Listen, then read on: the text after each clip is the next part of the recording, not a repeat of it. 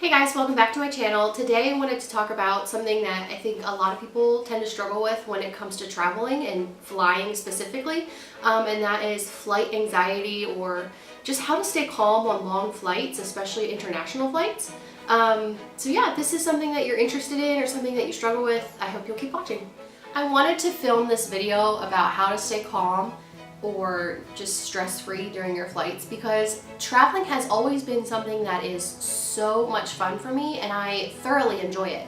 And it wasn't until recently that I started becoming very overwhelmed and panicking on flights. And it was kind of alarming because this is something that I have enjoyed my whole life. And so to just suddenly have these fears while I'm flying is something that I don't enjoy at all. And so instead of letting it rob me of my love for traveling, I'm trying to find ways like these suggestions that I have for you today that make flying a lot easier for me, because I will never ever give up flying because I want to see the world. And I think that it's just mind-boggling to me that some people have such bad anxiety and fear of flying that they don't ever get on a plane. And I get it now. I get what it's like to panic on a flight and you don't have any control, and it can be so scary. And I personally am not going to give up flying for that, and I hope that y'all won't either. I really hope that these suggestions help somebody out there who is nervous or anxious about flying. So yeah. Okay, so my number one tip for somebody who is very anxious on a long flight is to prepare yourself. Obviously, if you know you're going to be on a long flight, the best thing you can do is pack things to entertain you, like books or movies, and pack headphones because you can listen to music or watch TV on the back of the seat in front of you. And so a lot of flights will have the little digital monitors on the back of every seat. Most international or long flights have them, which is super great. Make sure that you take headphones that aren't your Apple headphones that have the flat little plug-in. Make sure you have the old style ones, because most of the flights aren't updated yet and they need they'll only work and they're only compatible with the little circle headphones. So make sure you pack those. Some airlines, depending who you take, will provide them for you, but never bank on that because you just never know. I've definitely had my share of flights where I've forgotten those and it's been miserable. So yeah, come prepared, have all your documents ready for your flight. Make sure that you know where you're going, which airline you're flying, what time. I recommend being at your airport 2 hours before any domestic flight and 3 hours before any international flight. You really don't need anything more than that. If you're worried, I would say maybe 3.5 at a stretch. Give yourself enough time at the airport to check in, check your bags, get through security. You don't want to be too early and you don't want to be too late either. My biggest thing is get there at a time when you're comfortable. The last thing you want to do is be stressed and think, oh my gosh, I'm not going to make it through this line at security. I'm not going to be able to check in my bag on time.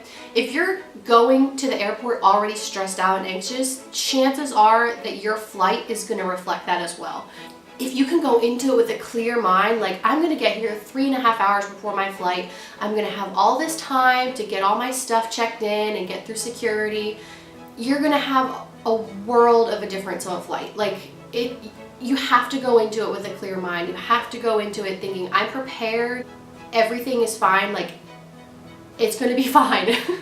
My second suggestion is to not overthink. And this is really hard for me because when my mind starts thinking and thinking and thinking about all these different fears that I have on a plane, it snowballs very quickly. So for me, one of my biggest fears and when I start panicking the most is when I pay attention to the map on the plane. It shows you the GPS where you're at. If we are over a body of water, this is when I tend to freak out. And I don't really know why. It's I feel very helpless whenever we're over large bodies of water or something. I don't know about why, but this is when I start panicking.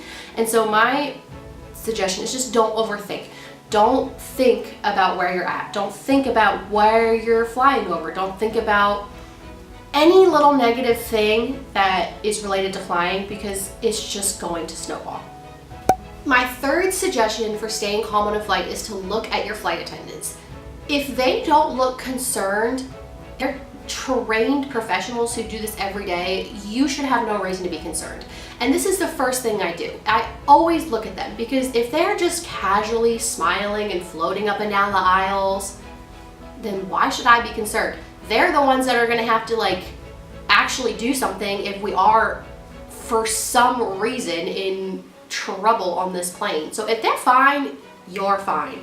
And it doesn't hurt to also tell them, like, if you're feeling anxious or stressed, they're there to help you. I'm sure that they could give you some extra water or something. Like, just talk to them, communicate with them. But to be honest, if they don't look concerned, you shouldn't look concerned either. Okay, my next suggestion for staying calm on a flight is just think about the facts. I know that this isn't like the most helpful thing to some people, but if you think about it, like, I think you're more likely to be struck by lightning or be in a train or car crash than you are a plane crash. So, I mean, if you think about it, statistically, you're fine. Like, you're probably more safe in the air than you are on the ground. I think the media and movies just play all these unrealistic scenes of planes crashing, and the news is always like talking about different planes that have gone down. Like, don't think about that stuff, because it's like 1 in a million. Like, it's insane how low of a rate is that something could happen to your flight. So if you think about the facts, you're fine. You're actually probably more safe in the air.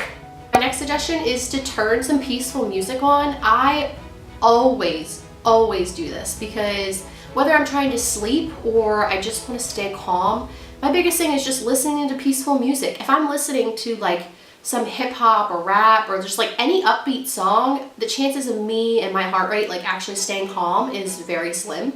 So personally, I like to listen to, it's the band called Sleeping at Last, and their music is just so calming and peaceful, and it's still music. It's not like you're at a spa and like different spa noises. It's music, but it's so calming to me, and I love it. And I think it's perfect for traveling too. So if you're looking for something that's calming to listen to, I would highly recommend them. Number 6 would be to not keep track of time. And I know this is hard, because when you're on long flights, they tend to like display how much longer you have on your flight. But if you just do that, you're going to be counting down the minutes, and everybody knows that if you're watching the clock, it's going to go by so much slower. So my biggest suggestion is turn on a movie, you know, I mean, that's like 2 hours, and that'll fly by. Just don't look at the time, and at least not until you're fairly certain that the flight is almost over, because if you just do that, the time is just going to go so much slower. So don't look at the time as much as you can. My next suggestion for staying calm is try and fall asleep. Depending like where you're going in the different time zones and stuff, but if you can fall asleep, you can't worry when you're asleep. So my 8th suggestion would be breathing exercises, and this works really well for me. I know that there's like a bunch of different apps and stuff you can download too, which I would recommend. I've just never used them. I just like to take deep breaths in, take deep breaths out, especially when I'm trying to fall asleep, because it automatically slows your heart rate. I recommend pairing this with, your calm music. It works like a charm. I love it, because it automatically just gets your heart rate lower, and you're just gonna feel so much better. My next suggestion is to just distract yourself. I know this seems really silly, but like I said before, watch some movies, read a book, bring a coloring book. Like, anything that's going to distract you is going to help you tremendously on a flight. I think flights do a really, really great job with keeping people entertained, because they know that a lot of people get freaked out, and with the entertainment systems behind the chairs, there's so many new movies, there's TV shows, there's games, I mean, there's literally everything. So utilize that to the best of your ability, because if you're sucked into a movie that's 2 hours long, I mean, that's 2 hours that are gonna fly by, and then you can start another movie, and that's another 2 hours, and it's like, just keep yourself entertained. And my 10th and final tip is to drink a lot of water. I know that this kind of sounds weird, but 1, you're gonna get super dehydrated on a flight that is multiple hours long. 2, drinking water instead of coffee and sugar and wine and beer, it's going to keep you a lot calmer. I mean, if you're drinking something with caffeine in it, your body's automatically going to get all wired up. So just drink water, and drink a lot of it. You'll have to get up and go to the bathroom, it's fine, but that'll keep you busy as well. So yeah, drink a lot of water. That's it for today's video. I hope that these suggestions really help you on your next flight. I know that they help me so much nowadays with all the long flights we have from China to America. So leave your comments in the description if you have anything else that keeps you calm and maybe somebody else would really benefit from it. So let me know if you like this video and if you want to see more suggestions.